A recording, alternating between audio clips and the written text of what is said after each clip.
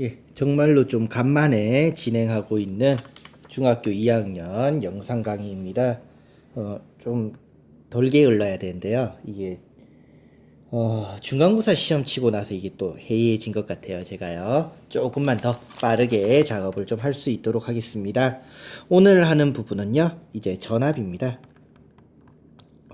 전압인데요. 이제 전압이라는 것은요, 조금 더 쉽게 얘기하면요, 전기의 힘이라고 생각해도 무방합니다. 전기의 힘. 물론, 중학교 수준이에요. 이제 많은 몇몇 분들이요, 이제, 그거 아닌데? 이렇게 얘기하시는 분들이 있는데요. 중학교 수준이라는 걸 조금만 감안해 주시면 어떨까 싶습니다.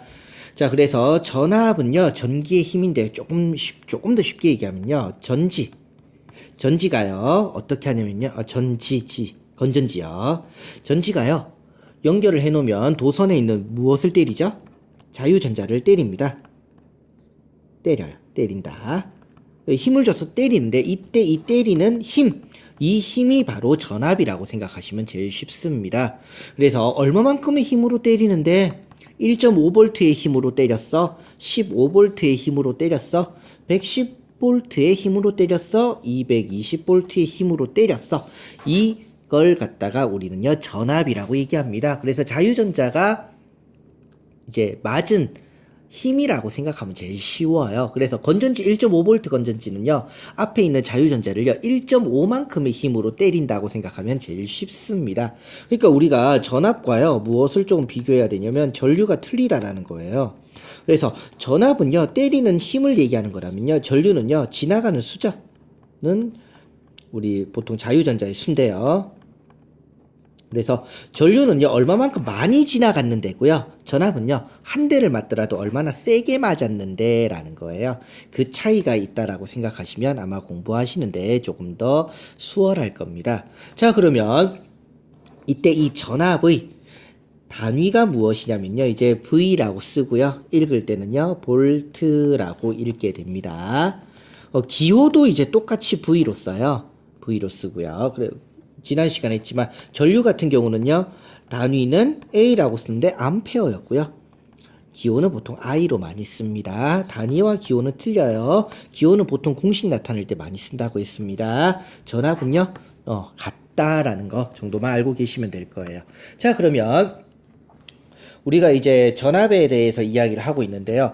전류를 측정하는 기계는 우리는 전류계라고 했죠. 그러면 전압을 측정하는 기계는요, 전압계라고 이야기를 하면 되겠습니다. 자, 그러면 전압계를 볼 건데요. 전압계는요, 무엇과 거의 비슷하냐면요, 전류계와 거의 비슷합니다. 한 가지만 제외하고는요. 자, 그러면 전압계는 뭐 하는 걸까요? 얼마만큼 세게 맞았는지 그 힘을 갖다가 측정하는 겁니다. 힘을 측정하는 거예요. 그래서 이 힘을 갖다가 측정하는 건데, 그렇다는 얘기는요, 이 전압계가요, 굳이 많이 맞을 필요가 있을까요? 많이 맞을 필요는 없다라고 생각을 합니다. 많이 맞을 필요 없고요. 한 대만 맞아도 돼요. 왜? 얼마만큼 세게 맞았는지를 측정하는 건데 굳이 많이 맞을 필요는 절대로 없더라 이겁니다. 그래서 한 대만 딱 맞으면 돼요.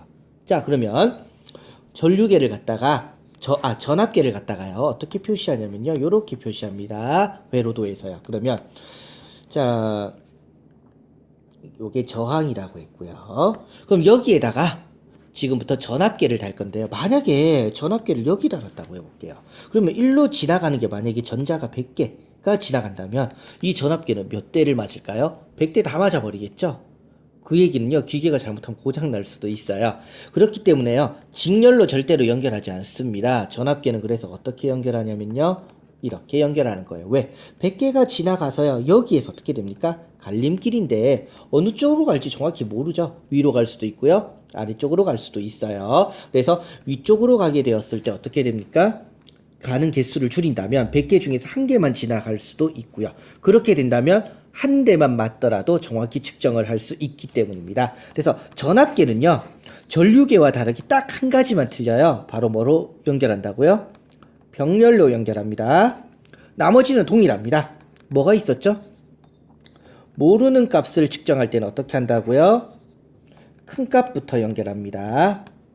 플러스 극은 플러스 극에 연결하고요, 마이너스 극은 마이너스 극에 연결을 합니다. 굉장히 기본적인 부분들이었어요. 그리고 읽을 때 수치값은 어떻게 됩니까? 똑같습니다. 이렇게 해서 단자가 몇 개가 있어요. 이때 지난번에 우리 전류계에서도 이야기했지만요. 전압기 역시 예를 들면요. 뭐 1V, 뭐 10V 이렇게 있으면요. 적혀 있는 숫자에 해당하는 걸 읽으면 되더라 이거예요. 적혀 있는 숫자에 있는 걸 다른 쪽에 거 읽지 말고요. 숫자에 있는 것만 읽으면 되겠습니다. 그래서 크게 어려운 부분은 아닌데요. 이 전압계는요. 전류계를 갖다가 제대로만 해놓으면요.